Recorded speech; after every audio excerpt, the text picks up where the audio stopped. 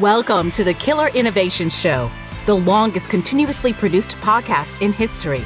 Each week, Phil McKinney brings you the insights and strategies to amplify your creativity and innovation skills. Here's your host, Phil McKinney. Welcome to this week's Killer Innovations. Today's guest is going to just blow your mind. I went into this interview not knowing exactly what to expect. I had gotten pitched having this individual on the show. The publicist did an absolutely amazing job of setting it up. But when we got on the Zoom call and we started the conversation and then we started the show, I could have gone 2 hours easy on this interview.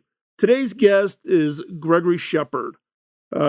Gregory is a serial entrepreneur.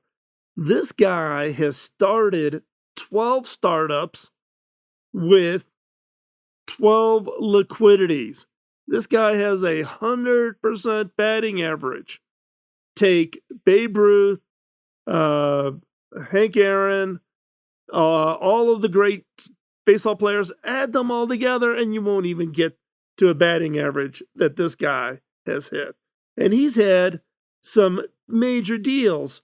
He's received 4 private equity awards for leading transactions between $250 million and $1 billion.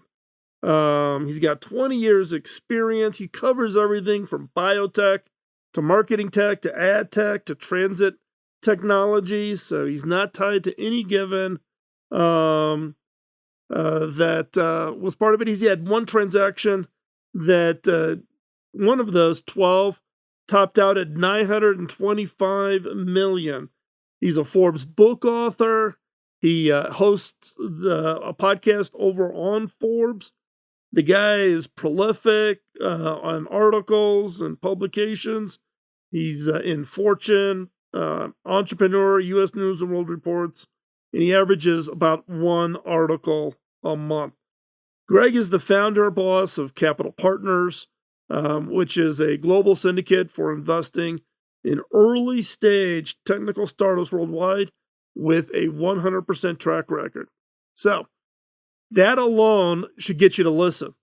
Now, here's the other piece that we spend a fair amount of time talking about. And that is one is he shares the formula. He shares how did he hit 12 out of 12? And he shares the formula with it. So you want to listen just for that formula. But 2, also, and Greg is very open about this, he's autistic. He is what we call neurodivergent. And that was actually the pitch that got my attention. I've talked about it on the show before. I have a nonprofit called Hacking Autism. I started it when I was CTO at HP. And Greg and I got off onto a whole series of conversations even before the show about hiring and how do you hire. And in the show, we talk about the fact is look, Greg has had phenomenal career success, 12 out of 12. 2 of those went to eBay, and he was CTO at eBay for a while. So this formula that he's crafted, how he sees things, how he thinks about things is different. And Greg shares how you, as a team leader, as an employer, as a CEO, as a chief innovation officer, whatever your role is, how you can tap into this opportunity, how you can tap into this untapped market. Those individuals with an autism diagnosis have an 80% unemployment rate. This is a segment of the population that if you figure out how to tap into it, can give you that creative spark, can get you that level of innovation occurring within your organization. So, 1, listen to the whole show. Get the formula that Greg shares with regards to how he did 12 out of 12. 2, listen about neurodivergent hiring and think about how you can put that into your own organization. And if you're interested, you can go over to hackingautism.org. you can drop me a note and I can introduce you to Tara, who runs Hacking Autism for me on a day-to-day basis. She's the CEO. She's really the brains behind the operation. She's the one that is the expert in this field. If you want to start a neurodivergent hiring program, Hacking Autism can help you do that. And you can actually send that email to Tara, Tara, at hackingautism.org. That email goes directly to her, and she will reply. So with that, I'm going to get the heck out of the way. You definitely want to hear this episode. You want to stick through to the end? Yes, I know. It's longer than normal, but get ready to get your socks blown off. Let's jump in to this week's episode.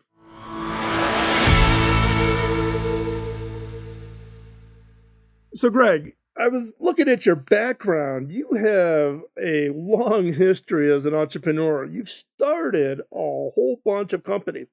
But not only that, you've been quite successful at selling those companies to eBay and others. What got you started? What put you on that entrepreneurial path that you've just been so successful at? I mean, honestly, I struggled a lot in school, so I had a really, really hard time. And I went to I think 10 high schools, and I was in special ed, and then they couldn't figure out what to do with me. I finally got out of high school, and then I needed to start a business in order to survive because I couldn't get a job because I was not, I didn't interview very well. So whenever I talked to people, I wasn't talking very much, and had a hard time taking my thoughts and creating words, and I used to stutter a whole bunch and stuff. So I started my first businesses in high school. What I did is I got Rubik's cubes. Do you remember when Rubik's cubes were like a big? Oh yeah. So I got a Rubik's cube, and I was solving the Rubik's cube, and then I would started charging people to solve the Rubik's cube, and then they wanted to buy them. So then I started selling Rubik's cubes, and I ended up importing them by the case and selling them. And that was like my first business. And that's when I got the idea, and I was like, oh, I can just like sell things, and that's how I can survive. And then I just, started with smaller businesses and moved my way up. And when software happened, it was like the most amazing thing ever, because it just fit with how I think, and you can take an idea, you can take anything that you can think of, and you can just make it, you can just create it. And for me, that was like it was like the holy grail of life. And I remember thinking, I can just make anything I can come up with, I can just create it. And then I started going into software. So when you talk about your high school, and we were talking before we started the show, you gave me a little bit of insight on the challenges that you had in high school of trying to even just finish to get out of high school. What was it? What's the? I mean, albeit I think everybody has their own high school experience, but yours is not even just a normal high school experience from the standpoint of interests or whatever. It was also around learning styles and how you learned relative to how the normal. It sounded like, at least to me, it sounded like it was how you learned and your challenges in relation to how the schools operated and how they taught. Yeah, they teach everybody the same way. Right. And I couldn't understand the way they were teaching me. So I started to try to develop my own ways of learning. So I started recording the classes and on a tape, like an old tape recorder, those big tape recorders, and then listening to them. And then I started drawing because with synesthesia, you have sometimes people see colors, and that's common. I see colors, but I also see shapes, and the shapes connect with lines, and then inside of the shapes are information, like capsules of information, and the colors represent emotion. So I started seeing these things, kind of like, it's hard to explain. It's not like it's in the air, but it's kind of like it's in the air in my head. I don't know how to explain it, but So what I started to do was and I thought I was crazy, so I didn't want to tell anybody because I thought they would think I was crazy. So I started to put the information and organize the information into the capsules. And when I started to do that, I was able to like draw a line from one to another. And then the line started to have colors, and then I started to learn finally.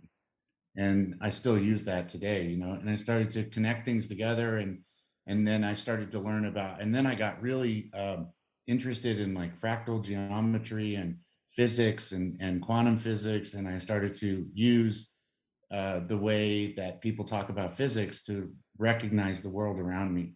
And then that's when I started to learn. But during that time, I got beat up all the time. I got called a lot of things, and it was a struggle. But then, I started to realize that, I could understand the world just differently. And then I could start talking about things differently. And then people started to actually, they were interested.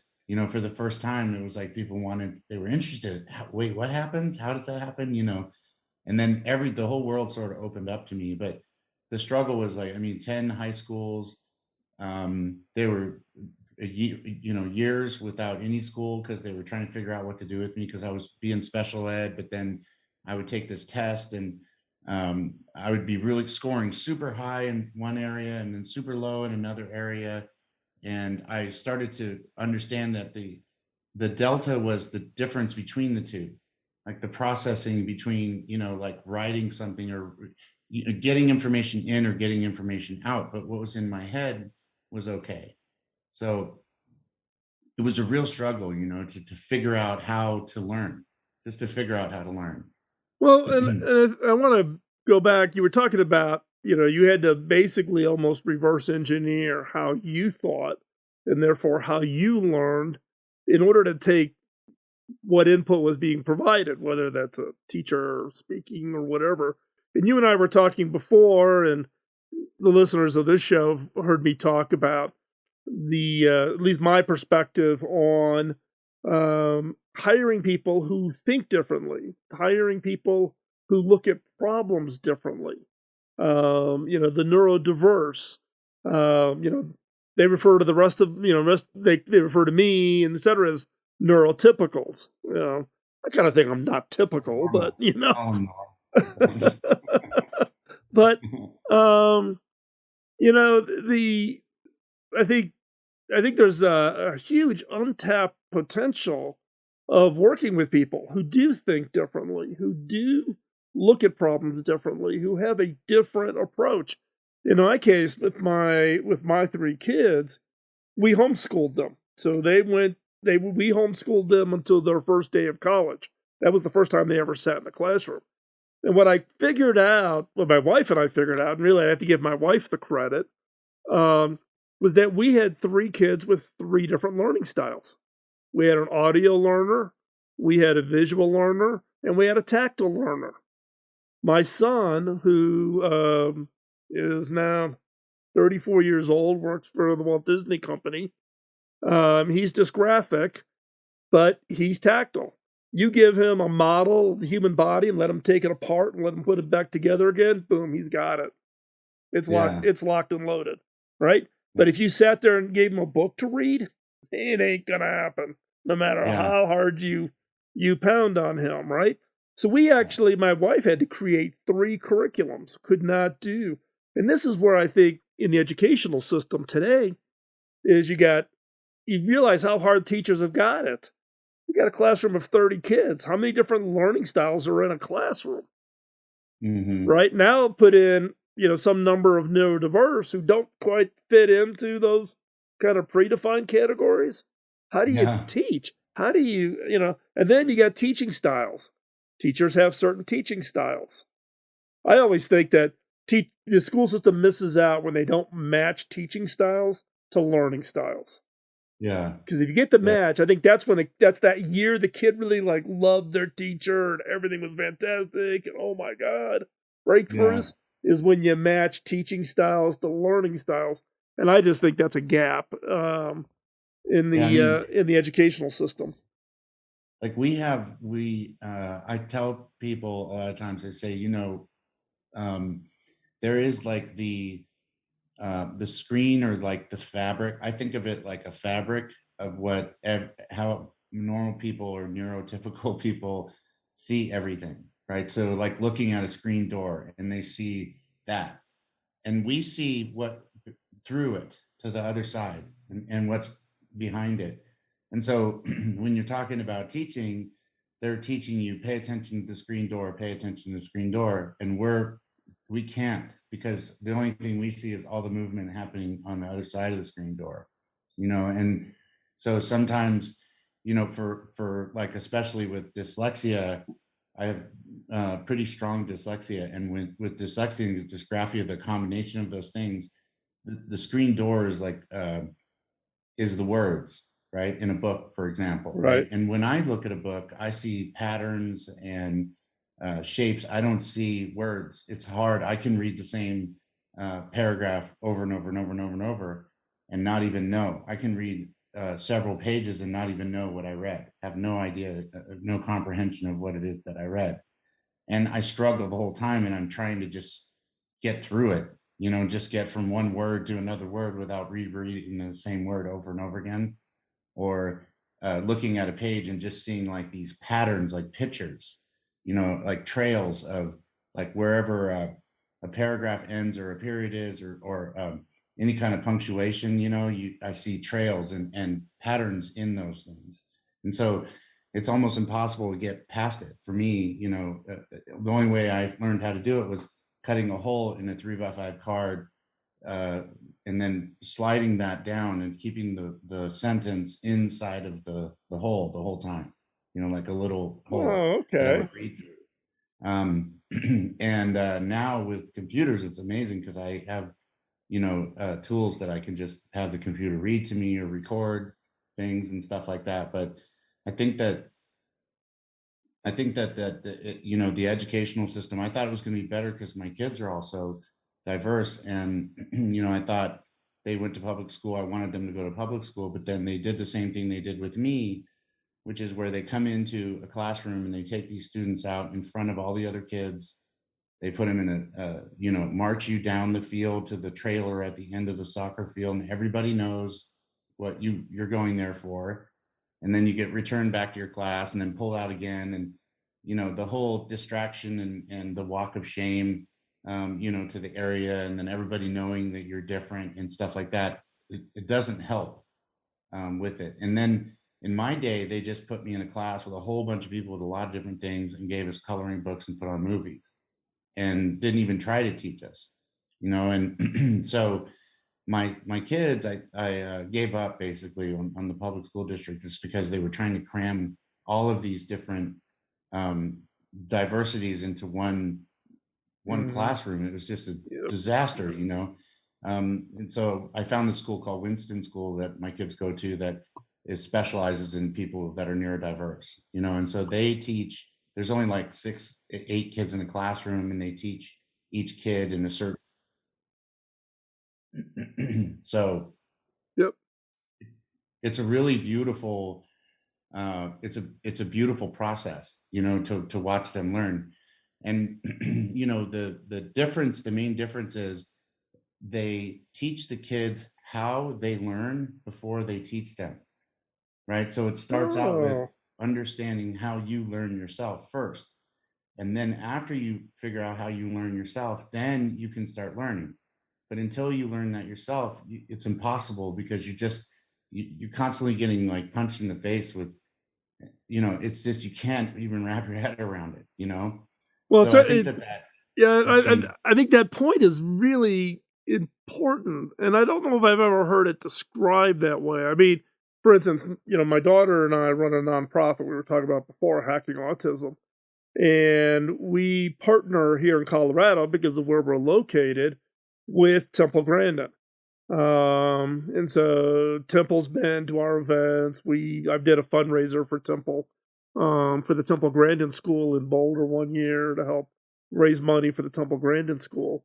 And over at the Temple Grandin School, they do that's one of the things that they focused on, right, is is tailoring it literally to every kid. And the success rate they have with those kids, it's pretty amazing when you Yeah. finally help them understand their learning style and then match the teaching style to the learning style. Yeah. Or transform it. Like, Right. like it, what I do a lot of times is when I'm trying to learn something, I will translate it to the way I learn. Like Mhm. I'll see how they're teaching it, but now I've gotten good at it, right? So I can see how they're teaching something, and then I will take what they're teaching and translate it to the way that I learn, and then I actually learn it that way. Mhm. So the first part is just translating, is taking what they're doing and then turning it into a way I can learn it. It's a real it's it's kind of exhausting actually, but it Well, when you're trying to keep up with people that learn really fast and you have to translate it every time, it's you know. yeah, but I mean, you've obviously have become very good at it. So how many companies have you started? What's your Oh, count up to? yeah, 12 companies and 12 exits. Yeah. Yeah, I mean, and you've sold some for hundreds of millions of dollars. You've sold 2 companies to eBay.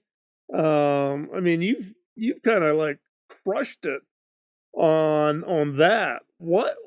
Okay, so there's some people out there who haven't gotten one exit, right? I Yeah. was lucky. I did 13 startups and I got one exit.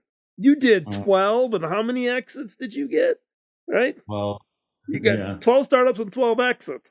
That's a batting average that puts you in kind of a Babe Ruth, Willie Mays, you name the sport analogy out there. What's the secret? There's a little algorithm that I learned that's what I teach at Boss Startup Science now in the school that I was trying to help entrepreneurs, with this specifically people like me, and other people that are sort of marginalized. Um, and there's this algorithm, and the way that it works is there's always a life cycle.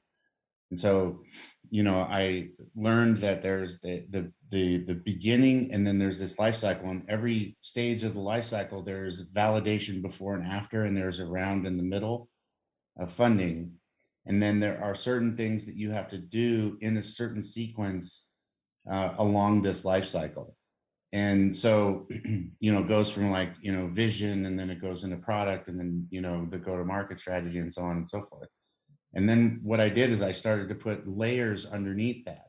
But the most important thing, when people ask me this, the most important thing is I do a lot of meditation because it helps me keep keep together, you know. So I was meditating. I was at the beach and I was meditating, and I went into really deep, and and then it turned dark.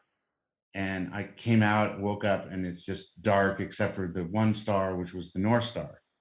And I started to have this pattern of thoughts that when you start a business, it's like a GPS, and with the GPS you have to know where you are and you have to know where you're going.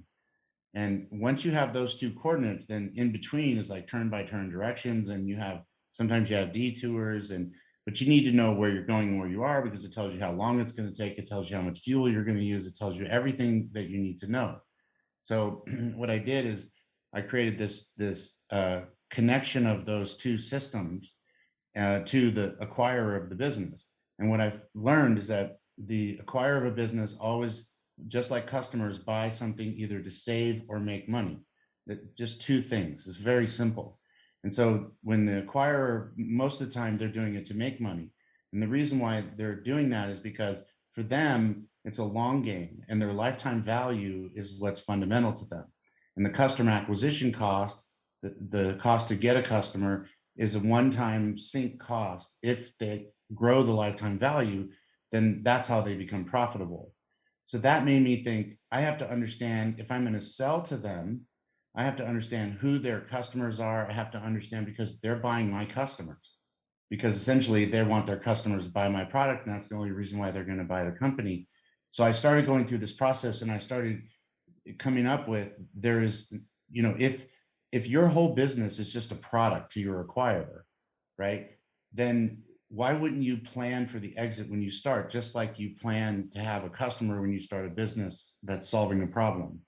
So not having somebody that's going to acquire your business is the same as starting a business without having a customer. Mm-hmm. And so putting those two things together, and then you work towards that end, and not just one acquire, typically I'd say 3 to 5, but you understand them really deeply, and you can start to see patterns in the kind of companies they acquire, what kind of multiples are they paying, top or bottom line, or what valuation drivers, growth margin, retention are they after? And then you can design your business to flow into their business. And so then the next step is that you start doing partnerships with them, and then once you start doing partnerships with them, you reduce the risk of, can the software integrate, can the culture get along with the other culture, will the customers buy their customers buy your product? And you can solve those risks. And it's sort of like a lobster trap. I call it a lobster trap, because the acquirer doesn't even know that you're driving down this path. And then you get it to the point where you need a round of funding, and then naturally you go to them for the round of funding. And then you put in a clause to acquire the company in the funding. And then you start going down that thread, right? So an example is, we had this company called Delarock that we invested in. And they had built this software to help transportation companies evolve in terms of people that were riding the bus could pay with their iPhone, or they could have a card in their pocket with a chip and they walk by. And now the bus drivers don't have to get distracted.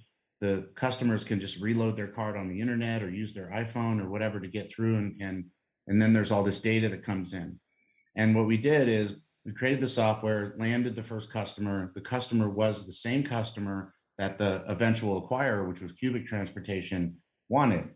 So we got the customer, started showing them how their customer would work with this solution, and then started doing more and more, and then started collaborating with them and doing deals together with them. Then a round of funding came, and we asked them, okay, well, we need some funding. Do you want to fund? And they were like, yeah, we'll put some money in. And then we put in a clause that said, look, you can acquire the company for a preset multiple on, top or bottom, whatever they chose, in the next 12 months. But if you don't, then your money is essentially a loan, and we move forward with the deal. Otherwise, the money that you invest in the company is a down payment, And the company sold for, $50 million, close to $50 million, 3 years from the day I got started. And it only had it was like a 40x multiple on top line revenue. 40x.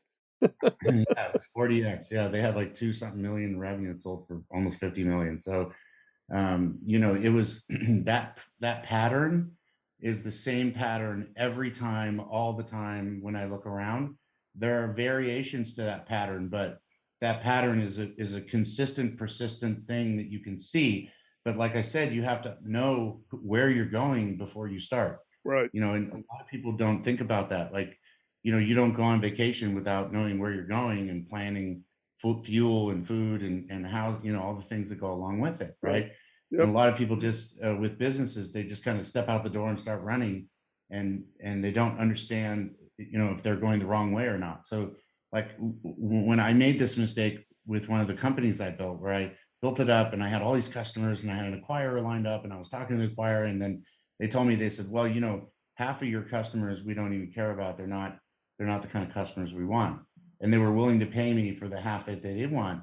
And I didn't take it, because I was like, this is, so I went back, and over the course of 3 years, I got rid of all those customers and I replaced them with good customers, and then sold the business for a hell of a lot more than I would have gotten had I, tried to do it then. And that was the lesson that really locked this sort of, little algorithm, in my head, that this is a pattern that is natural. It's the way that, it's just natural, it's organic. Does that make sense? It does.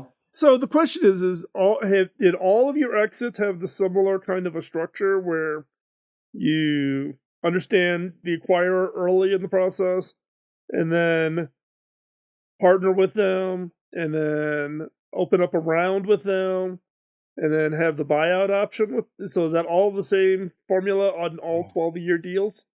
Yeah, except for the first couple. They were they were a little different because I Right. was still learning about this. Right. I was still put it together and refine it. But it's not just my deals, but if you look around and you start tracking it, and you can just reverse engineer, and you can see this pattern emerge everywhere. Right. It's just constantly. So if you're somebody like Salesforce and you look at all their acquisitions, they're selling more software to the same profile customer, the same ICP and persona, ideal customer profile and persona. And they're all, and Adobe does the same thing, and Google does the same thing, and they all do the exact same thing, right? So they have figured out that if they pay, $100 for a customer and they sell them $100 worth of software, their CAC to LTV ratio is just even, right?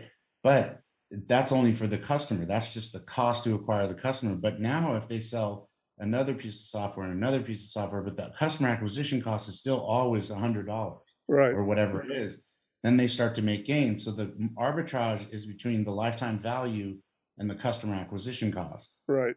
But if you don't plan, like, from the very beginning to line your customer up with theirs, then you're not valuable to them because you haven't proved and de-risked the acquisition. Right, because a lot of startups that want to do the sale, their argument is their acquirer, oh, that's your customer, but what you really want is you want this new customer.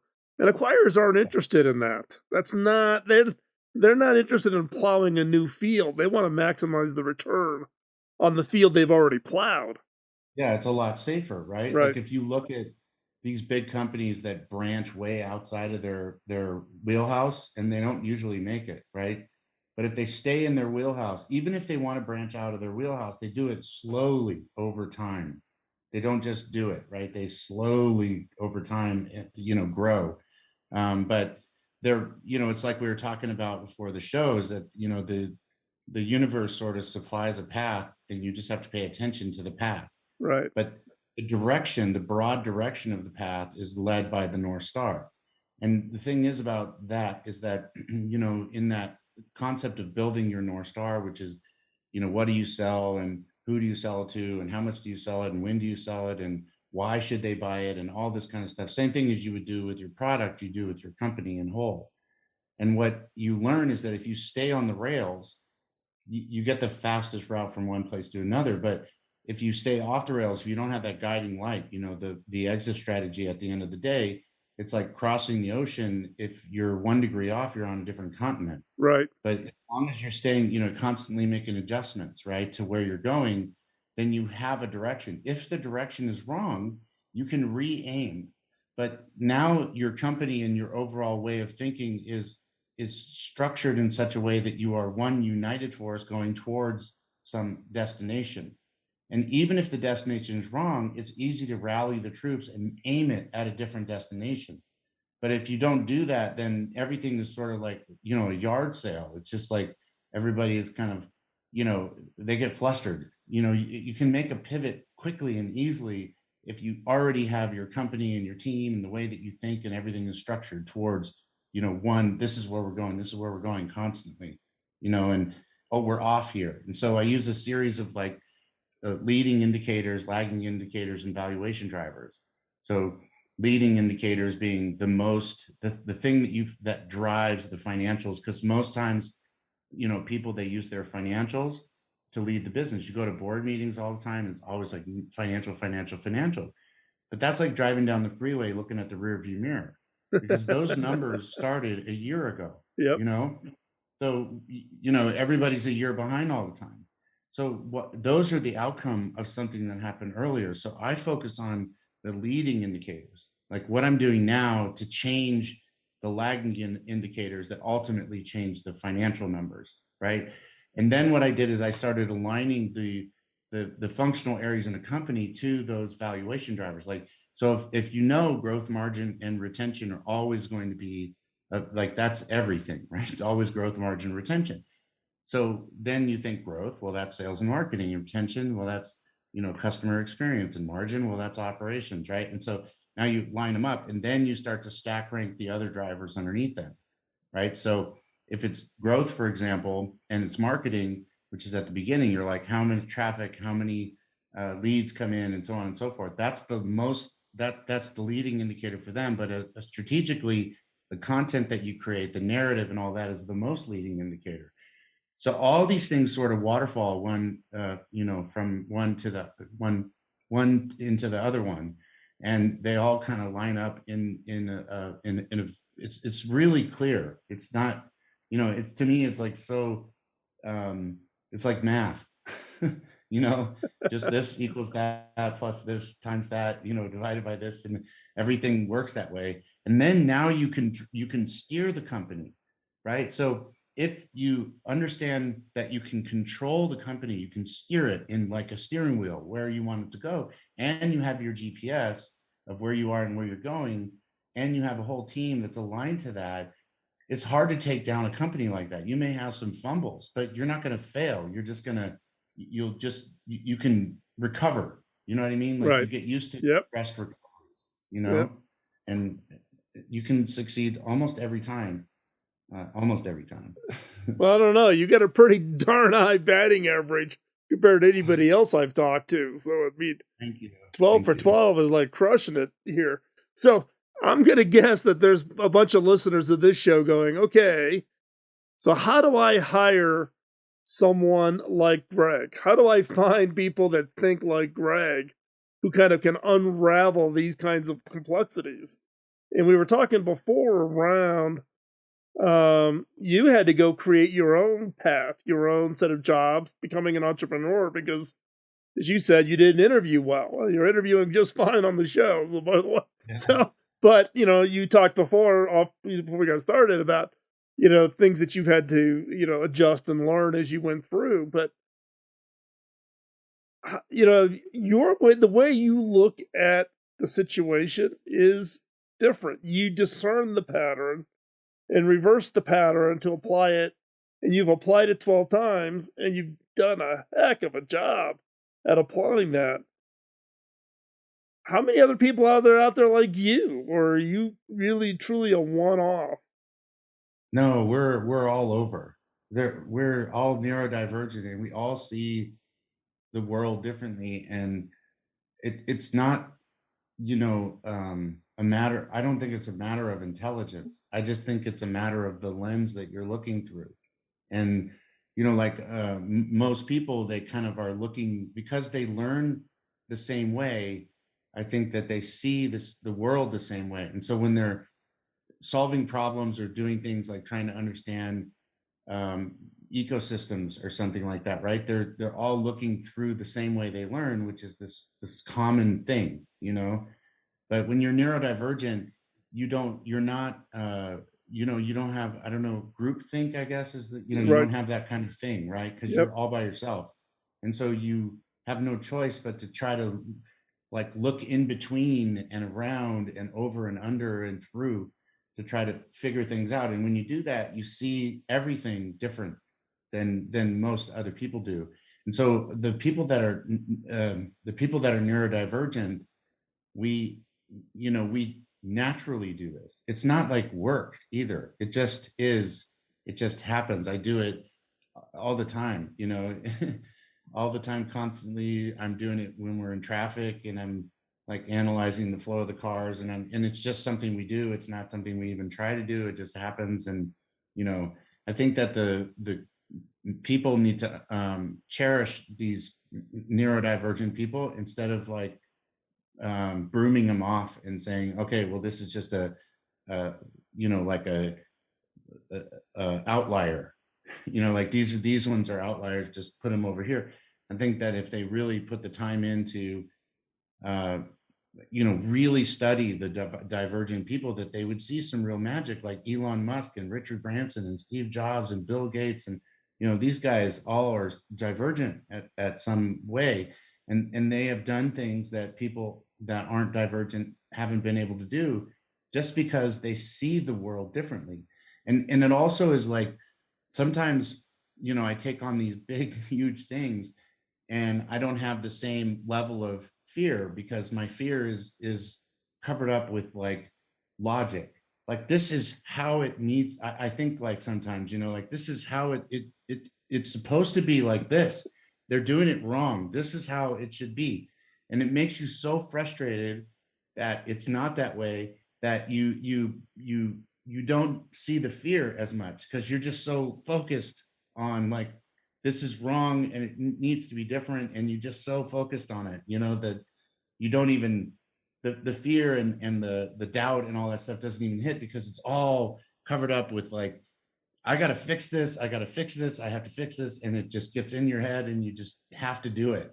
Well, I got it exactly. And one of the things I wanted to ask you, because you're neurodivergent, you've been quite successful. What can organizations, or what should organizations do? What should leaders do to attract, support, take advantage of neurodivergent hiring? Because today, as you were talking about, brooming them off, right? Most organizations, neurodivergent can't even make it through the application process to even think about getting hired. You and I were talking before the show started about the fact that if you have a autism diagnosis in the United States, you have an 80% unemployment rate. There's a huge, now that's across the entire spectrum, so let's be fair, right? But in my work with our nonprofit Hacking Autism, talking to people that are neurodivergent, it is the frustration of just even getting a foot in the door, to even getting an organization to even say, something, we actually want to recruit people who are neurodivergent. So what can leaders do to make themselves attractive, or what do they need to do differently to support neurodivergent employee base? Get rid of the obstacles. So like, I remember so clearly, when you're trying to get a job, it's like, okay, you have to fill out an application. And we always overanalyze everything, right? So there is no small question. There is no small thing. Everything is big. Everything is explored to the to the roots. So sometimes even just an application that asks you a question and you're immediately thinking that's the wrong question because the answer is unattainable, because there's more information than the possible, amount of room they give you, or the question itself, and you just get shut down. You can't make it past that because you're spinning, Right. and you're just like, they're doing this wrong, this is the wrong, and that same thing that makes us exceptional is the same thing that stands in the way. So what they're doing the same thing that they do in school, that they're saying this is the application process for the 95% or whatever, right? And that application process is the same. It's just like saying this is the education for the 95%. It's not, it doesn't work for us, right? So and you just don't do it because you can't. I don't know how to explain it, but sometimes sometimes you see these forms or you see these things and you're just looking at it and you just can't do it. You just spin or whatever, and then you get in your head, and then your autism start to come, and it's a mess, right? So I think the best way to do it is to start talking to somebody about something they're passionate about. Like you're talking to me about this stuff and I'm passionate about it. Mm-hmm. But if you talk to me about something else, you would know, you would see the autism more, right? Because this stuff I rehearsed in my head, and I'm talking about things I know. But so if you're asking somebody to fill out an application, you're starting out by talking about something they're not good at. So why would you interview somebody in the areas where they are weak, instead of interviewing in the areas that they're strong? So if you change the format to have a conversation with them and just ask them what they're passionate about and tell them, you will see that the capabilities of these people, like, so sometimes it's a gaming person, or sometimes it has to do with mechanical engineering, and it's just something they do, and you can see, wow, this person really understands the depth of this and they have their own viewpoints on it. But then if you're asking them, oh, can you fill out this application to go, work at a store or something, they're bored. Yep. And it's not enough, Yep. and so they just, it doesn't, and then you live this horrible life of like second rate, you're not taking advantage of what you have.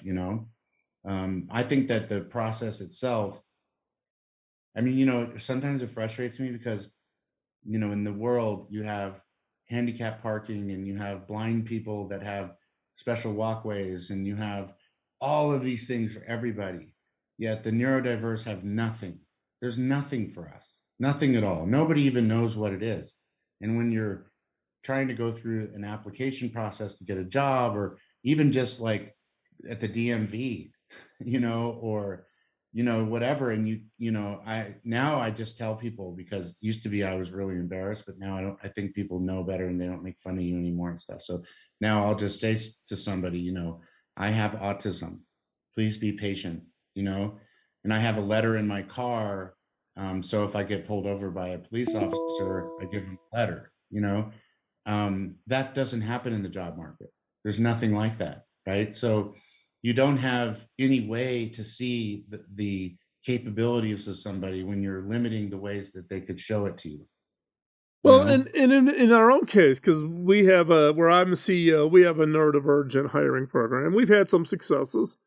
The hard, well, I should say the hard part is one is someone feeling comfortable to self-declare. We're not going to announce that someone's on the spectrum. If they feel comfortable talking about it, that's fine.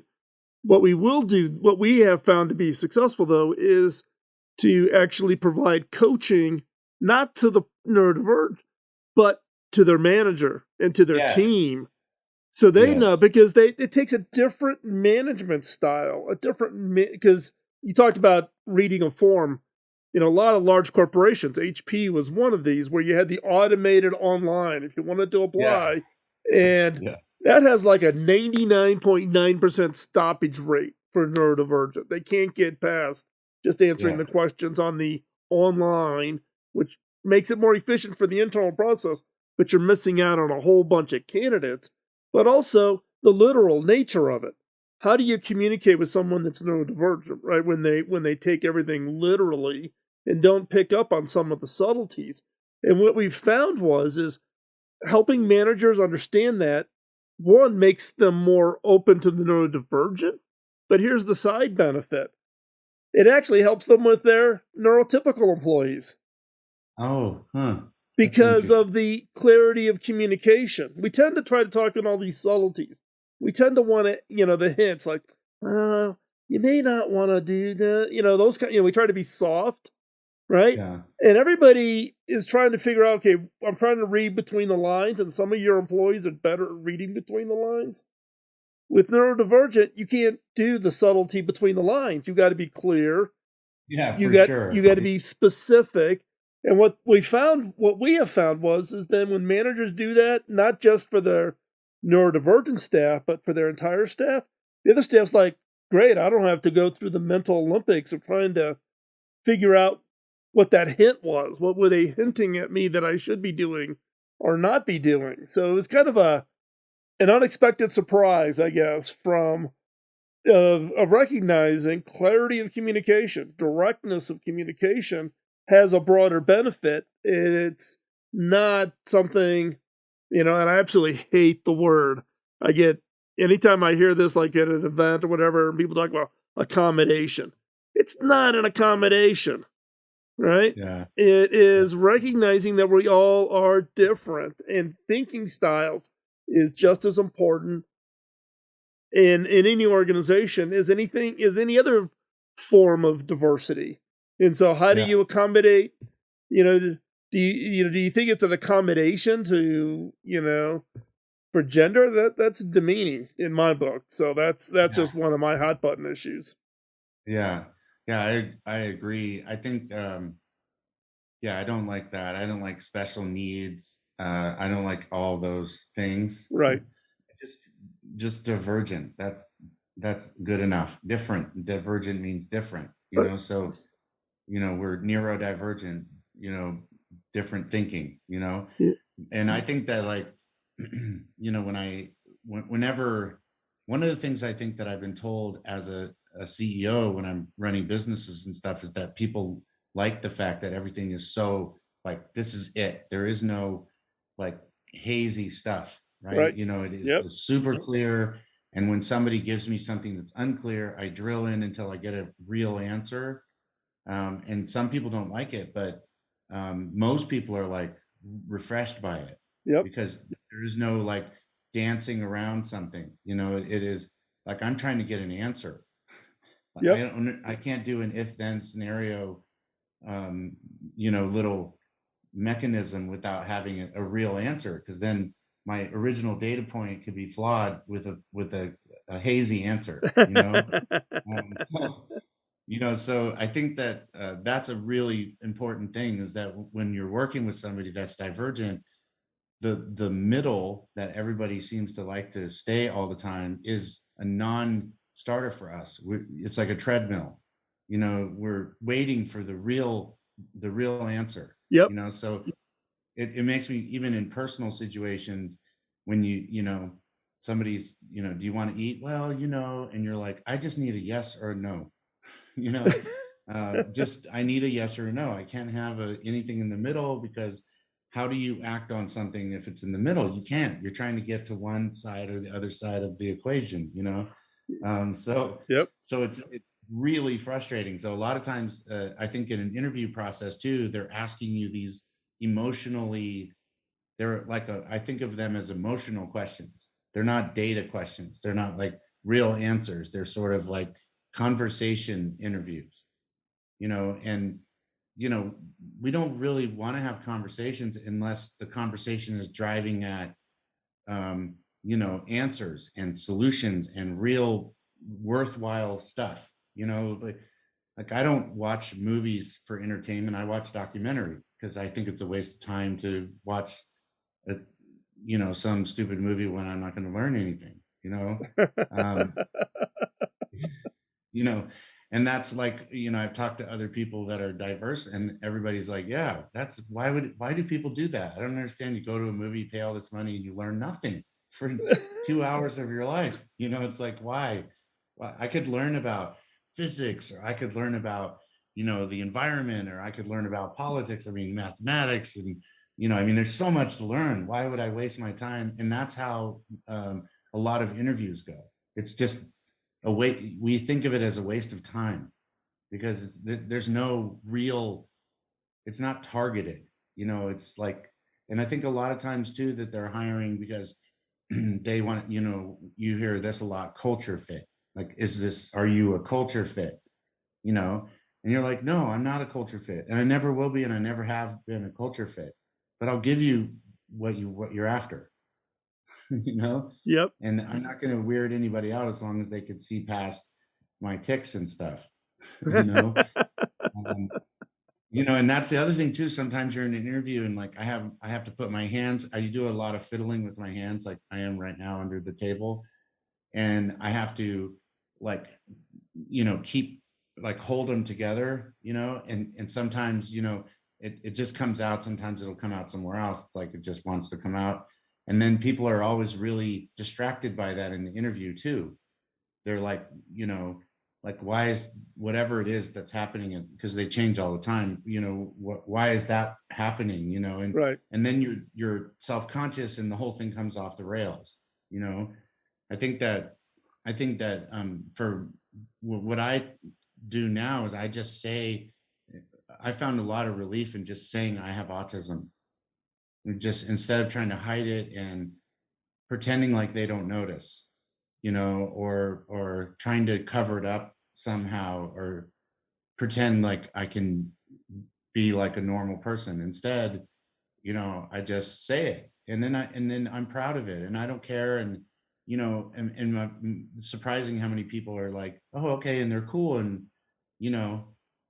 they're cool about it. And sometimes they say, I couldn't tell, and that always makes me crazy, because I'm like, it's not like I'm wearing an eye patch. It doesn't. It's all on the inside.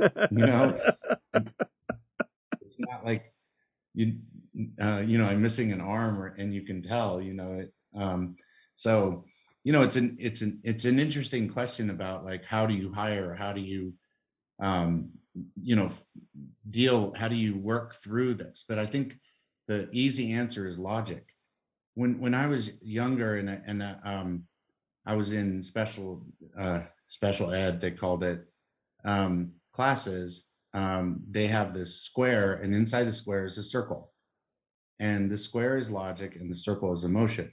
And they would just tell you, okay, you got to keep your circle in the square all the time. You can't let the emotion go outside of the square. And I was always like thinking about this. And then I realized that in the real world, like out with, neurotypical people, the circle's always outside the square. We're trying to keep it in the square, but everybody else, it's always outside the square, and then you're like really confused, like, why am I the one that has to keep the circle in the square when they always have the circle outside the square? You know what I mean? It's like, does that make sense? It makes perfect sense. It makes perfect sense. I've never heard it described that way. Hey, Greg, as we wrap up today's show, we've gone long, but this has been a great conversation. We'll have to have you back on, and maybe we'll spend a little more time talking specifically on the hacking autism. But if people want to track what you're doing and what you're up to, what is the best way to do that? Where can they follow you and see what you're working on? Yeah, LinkedIn is good. My website, my personal website is GregoryShepard.com. So there's a book next year that comes through there. That's where it is. But the LinkedIn, I update LinkedIn every day, multiple times a day with lots of different things. Yep. And it's a big thing that I do is overcoming challenges. So every year since I was 18, first one was to graduate from high school, but I've climbed the rock face of El Capitan and ran a marathon and rode a bicycle 525 miles. Now I'm going to swim across Lake Tahoe. And I've never done any of these things before. And so it's all about overcoming obstacles. And the idea is that once I figured that I could do it, I wanted to keep doing it to prove to myself that I can keep doing it. And those things are in the website and everything as well. Great. And also, I would encourage you to go over and check out Greg's TEDx talk. And he also is the host of the podcast over on Forbes. So we'll have links for all of this in the show notes. So you want to go over there and grab those and see what Greg's up to and follow him. And Greg, thanks for taking the time for joining us on today's show. Thank you. Great.